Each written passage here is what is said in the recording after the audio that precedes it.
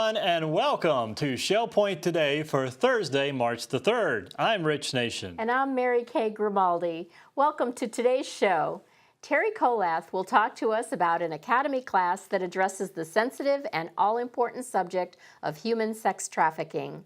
And Bev Chandley will tell us about an Academy on the Go trip to the Reading Festival. And finally, you'll hear about the time to be getting in the groove and cool at this year's spring dance, disco style. But first, don't forget about this weekend's walk to benefit bladder cancer. The walk will be at 8 a.m. this Saturday at Bell Tower Shops in Fort Myers. You can register for the walk at either service desk and come out and help us support this important cause and raise awareness. Also keep in mind, the AARP Smart Driver course is taking place next Monday, March 7th at 8:30 a.m. The cost of the course is $15 for AARP members and $20 for non-members. This course will give you the opportunity to tune up your driving skills and the knowledge of Florida driving laws and learn how to adjust your driving for age-related physical changes. If you haven't signed up yet for the course, there are still seats available, so be sure to contact either service desk. And now it's time to talk about a sensitive, alarming, and yet very important subject, and that's human sex trafficking. While most have heard about this epidemic in third world countries, did you know it's happening right here in Southwest Florida as well? Our state has the third highest incidence of trafficking in the U.S., with about 30,000 children enslaved in the trafficking business nationwide. Terry Colath is here to talk about the trafficking issue and the upcoming academy classes sponsored by the Women's Ministry. It's designed to educate us on the efforts to combat this crime against humanity. Hello, I'm Terry Colath. I'm here with two very special guests today, and we're talking about a topic that will absolutely amaze you.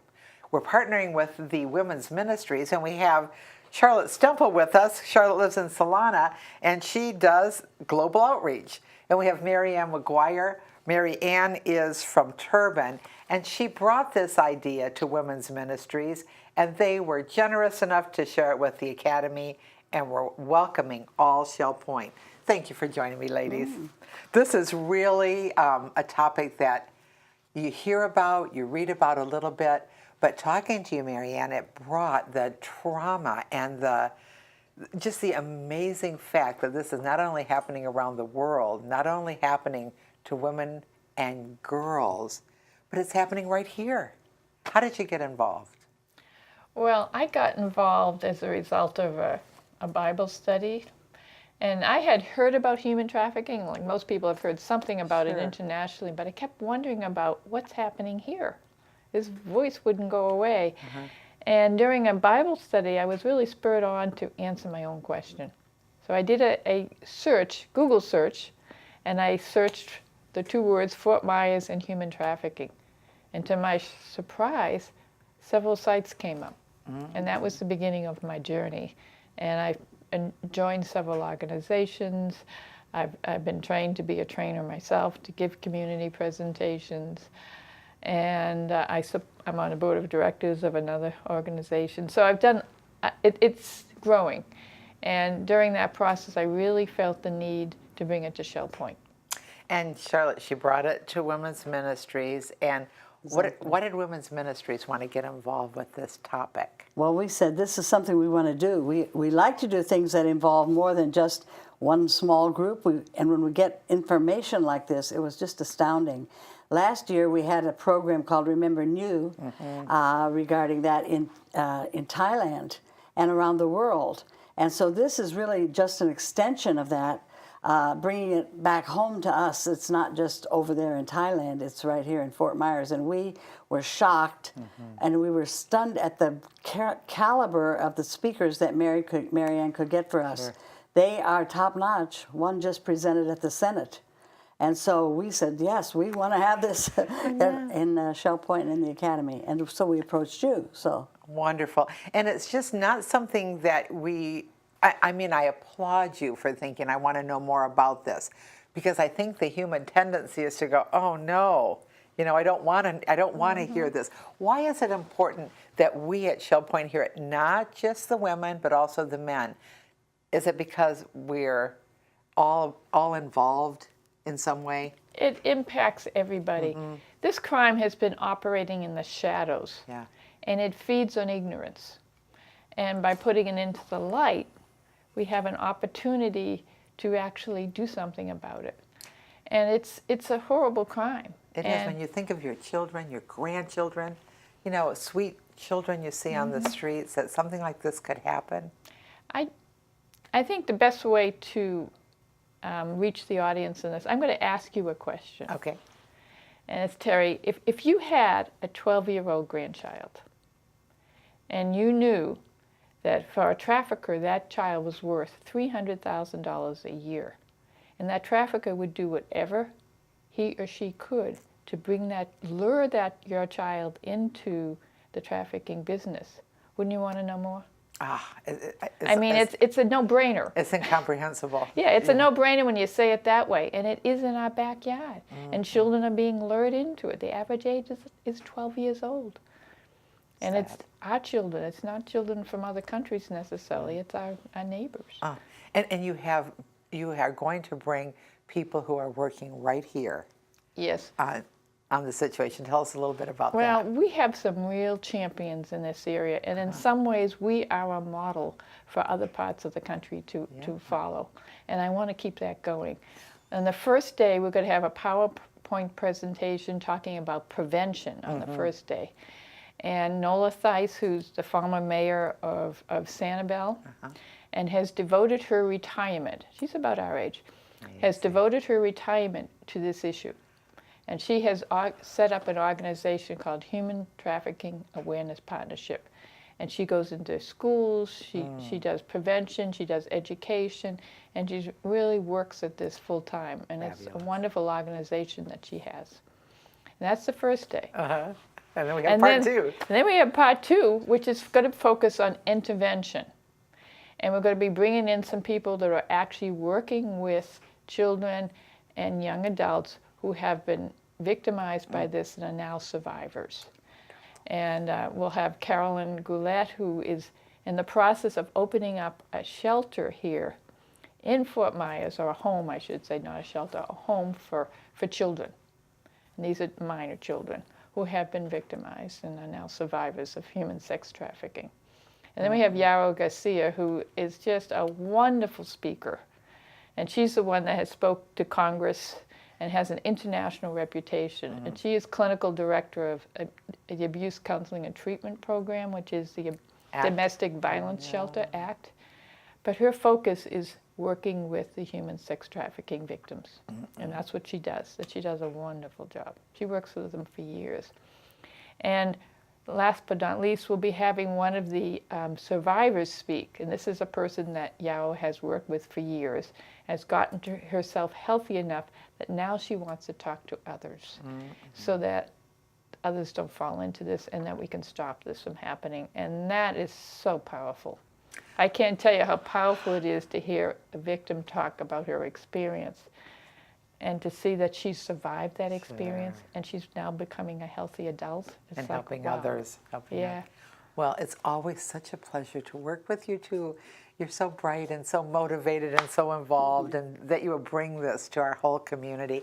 I hope you will take every opportunity possible to come as we give you a chance to shed some light on this problem that's growing and that is right on our doorstep. And your first opportunity is Wednesday, March 9th. Your second opportunity is Wednesday, March 16th, to come to look at local efforts to combat human sex trafficking in Southwest Florida and in the United States. Please join us. It's time for another Academy on the Go trip, and it's not too early to sign up for the Southwest Florida Reading Festival on March 19th. Bev Chandley has all the details on this outing for those who have a passion for reading. Hi, I'm Terry Colath. I'm here today with Bev Chandley, Program Coordinator of Resort Services who takes us on all the Academy on the Go trips. And not only do you take us, Bev, you help to plan them. Yep. And that's fabulous. Sure do. Coming up with ideas is always interesting. This one I'm really looking forward to. And I love how you called it Connect with Your Inner Bookworm. Attend the Southwest Florida Reading Festival. Every year I look at this and I think how fascinating it is. And I've been to it. And, you know, as a teacher, I just think it's fascinating to see what's going on with reading today. You know, you meet local authors, and it's going to just be a lot of fun. What do you think about it? Well, I think we have such an academic community here at Shell Point. We have writers, we have readers, we have poets, we have everything. And we also have parents, grandparents, great-grandparents who like to buy books for their children. Sure. So this is an opportunity to meet authors, to see what's out there, new books, what's there for kids, see what the kids are jumping on, and you know, buying some gifts maybe. It should be a really nice outing. I think that we'll have a nice time there at the Harborside Convention Center. And it amazes me the variety of writing that's happening right in Florida. You know, people are writing about Florida, they're writing about history, they're writing about all sorts of things. They're interesting things, they're exciting things, and books for children. And we've had a number of the local authors come to talk in the Academy, so it'll be kind of fun to go and actually see them. Yeah, or maybe recruit some for the future. Recruit some for the future. That's right. If you go on this trip with Bev Chandley, we hope you do, jot down names of authors you'd like to have me invite to come to Shell Point to talk in the Academy. It's time to sign up if you're interested in this trip, and you can connect with your inner bookworm. It's time to get out your dancing shoes. You know, those platforms that you bought back in the 70s? This year's spring dance is all about the spinning ball and the bell-bottom pants. Here's a couple of groovy chicks to give us more information. Hey, Katelyn, what are you doing? Well, I'm just getting out some stuff for the disco coming up and just trying to get some things ready. Disco? Oh yeah, I'm trying out my new disco ball too. It's gonna be so much fun. That is a great jacket on you. Hey, don't forget the sunglasses. Groovy. I love discos. When is this dance? March 10th from 7 to 10. It's gonna be a great time. It's only $10 per ticket. It's gonna be food, dancing, and a glow lounge, photo booth. Rad. Oh yeah, it's gonna be so far out. Far out, huh? Uh-huh. Isn't that like the disco talk? I think so. I was born in the 80s, almost the 90s, so I wasn't around then. Yeah, so maybe we'll have to learn some lingo at the dance. Okay, all right. How's the disco ball looking? Groovy. Okay. So the dance is happening March 10th, 7 to 10. You can sign up now. It'll be a groovy time of dancing, food, and photo booth, so don't miss it. I'll see you there. Be there or be square. That is groovy. Hip, fly, and out of sight. And just before we get out of sight, here's today's happenings, Academy news, menus, and Village Church connections. Hello and welcome to the happening segment of Shell Point TV. I'm Katelyn Van Scoy. And I'm Bev Chandley. We're going to give you all of Thursday's activities. We start at 7:15 with Bend, Breathe, and Balance in the Health Club. We move to 8 o'clock for Men's Golf Association. That'll be at the Shell Point Golf Club. Also at 8, Round Robin Doubles Tennis will be at the Woodlands. Current events will be discussed in the Woodlands Game Room at 9:30.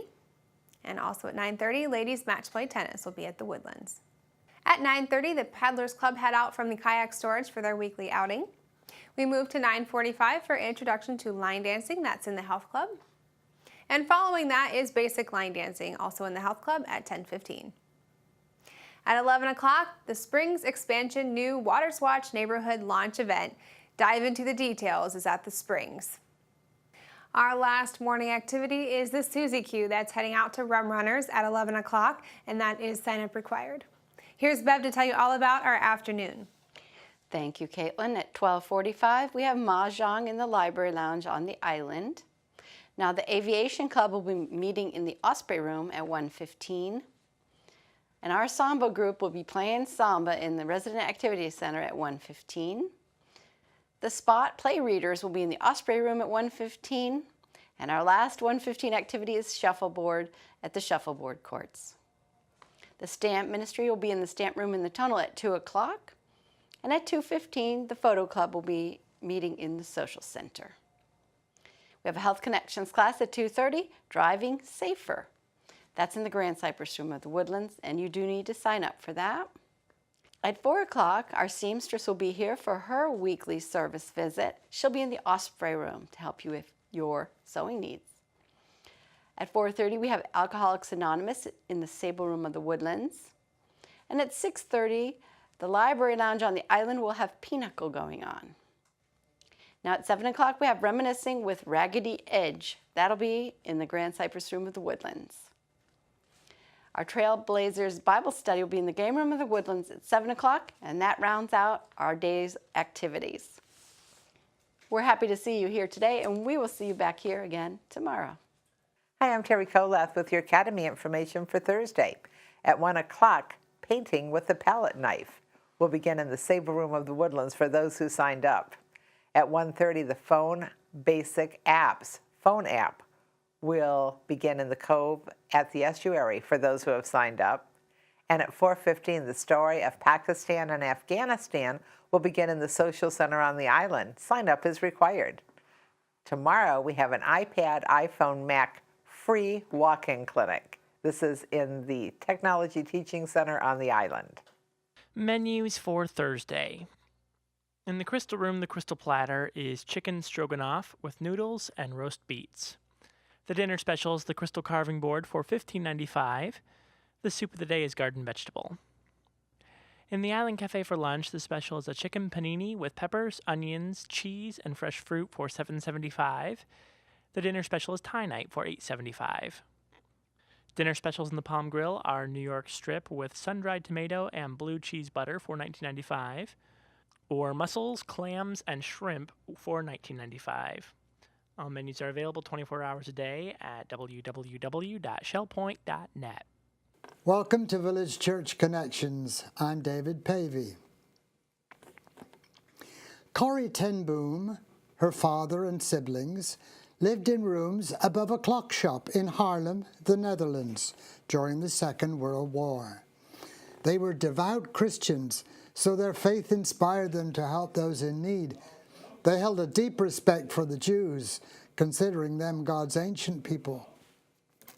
In May 1940, the German blitzkrieg ran through the Netherlands, and the quiet life of the ten Boom family was changed forever. Corrie's home over the clock shop became a refuge for Jews, the shop making the house an ideal front for these activities. A secret room, no larger than a small closet, was built into Corrie's bedroom behind a false wall. It could hold up to 6 people. When the security sweeps came through the neighborhood, a buzzer in the house would signal danger, allowing the refugees a little over 1 minute to seek sanctuary in the hiding place. The entire ten Boom family became active in the Dutch resistance, risking their lives by harboring those hunted by the Gestapo. Corrie became a leader in the movement, overseeing a network of safe houses in the Netherlands. Through these activities, it was estimated that the lives of 800 Jews were saved. On February 28, 1944, however, a Dutch informant told the Nazis of the ten Boom's activities, and the Gestapo raided the home. The entire family was arrested, although the German soldiers didn't find the half-dozen Jews safely concealed in the hiding place. Almost 3 days later, they were rescued by the Dutch underground. All ten Boom family members were incarcerated, including Corrie's 84-year-old father, who soon died in prison. Corrie and her sister Betsy were imprisoned in the notorious Ravensbrück concentration camp near Berlin. Betsy died there on December the 16th, 1944. 12 days later, Corrie was released for reasons unknown. Corrie ten Boom returned to the Netherlands after the war and set up a rehabilitation center for concentration camp survivors. As a Christian, she even took in those who had cooperated with the Germans during the occupation. In 1946, she began a worldwide ministry that took her to more than 60 countries. She received many tributes, including being knighted by the Queen of the Netherlands. In 1971, she wrote a best-selling book entitled The Hiding Place, which was made into a movie in 1975. In 1979, I had the opportunity to visit the clock shop in Haarlem in the good company of my 12-year-old son, John. We stood there in the street and tried to picture what had taken place in that home less than 40 years previously. Since then, the home has been made into a museum, while the shop is still in business. In 1947, Corrie had an experience that contains a challenge. Let me recount it for you now in her own words. It was in a church in Munich that I saw him. A balding, heavy-set man in a grey overcoat, a brown felt hat clutched between his hands. People were filing out of the basement room where I had just spoken, moving along the rows of wooden chairs to the door at the rear. It was 1947, and I had come from Holland to defeated Germany with the message that God forgives. It was the truth they needed most to hear in that bitter, bombed-out land, and I gave them my favorite mental picture. Maybe because the sea is never far from a Hollander's mind, I liked to think that that's where forgiven sins were thrown. When we confess our sins, I said, God casts them into the deepest ocean, gone forever. The solemn faces stared back at me, not quite daring to believe. There were never questions after a talk in Germany in 1947. People stood up in silence collected their wraps, and in silence left the room.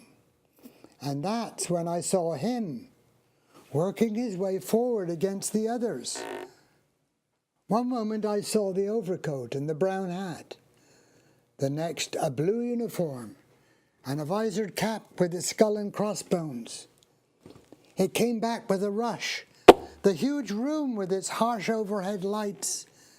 The pathetic pile of dresses and shoes in the center of the floor. The shame of walking naked past this man. I could see my sister's frail form ahead of me, ribs sharp beneath the parchment skin. Betsy and I had been arrested for concealing Jews in our home during the Nazi occupation of Holland. This man had been a guard at Ravensbrück concentration camp where we were sent. Now he was in front of me, hand thrust out. A fine message, Fräulein. How good it is to know that, as you say, all our sins are in the bottom of the sea. And I, who had spoken so glibly about forgiveness, fumbled in my pocketbook rather than take his hand. He wouldn't remember me, of course. How could he remember one prisoner among those thousands of women? But I remembered him, and the leather crop swinging from his belt. It was the first time since my release that I had been face to face with one of my captors, and my blood seemed to freeze. You mentioned Ravensbrück in your talk, he was saying. I was a guard there. No, he didn't remember me. But since that time, he went on, I have become a Christian. I know that God has forgiven me for the cruel things that I did there. But I would like to hear it from your lips as well. Fräulein, again the hand came out. Will you forgive me? And I stood there, I whose sins had every day to be forgiven, and could not. Betsy had died in that place. Could he erase her slow, terrible death simply by asking? It could not have been many seconds that he stood there, hand held out, but to me it seemed hours as I wrestled with the most difficult thing I had ever had to do. For I had to do it, I knew that. The message that God forgives has a prior condition. that we forgive those who have injured us. If you do not forgive men their trespasses, Jesus said, neither will your Father in heaven forgive you your trespasses. I knew it, not only as a commandment of God, but as a daily experience. Since the end of the war, I had a home in Holland for the victims of Nazi brutality. Those who had been able to forgive their enemies were also able to return to the outside world and rebuild their lives, no matter what the physical scars. Those who nursed bitterness remained invalids. It was as simple and as horrible as that. And still I stood there with the coldness clutching my heart. But forgiveness is not an emotion. I knew that too.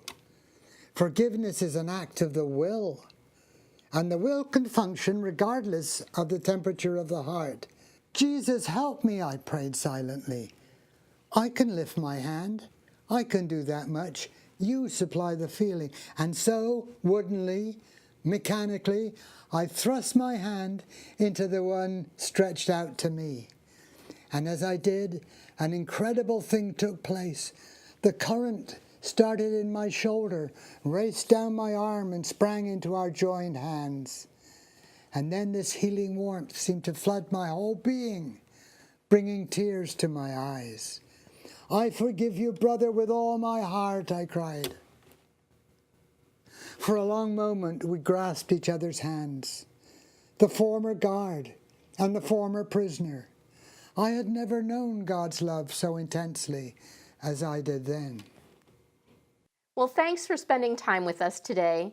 Please return tomorrow and we'll give you an inside look and a bird's eye view of the construction progress at the new Shell Point Clubhouse. And we'll recap the top stories from this week. Until then, I'm Mary Kay Grimaldi. And I'm Rich Nation, thanking you for watching and hope that you have a wonderful rest of your day.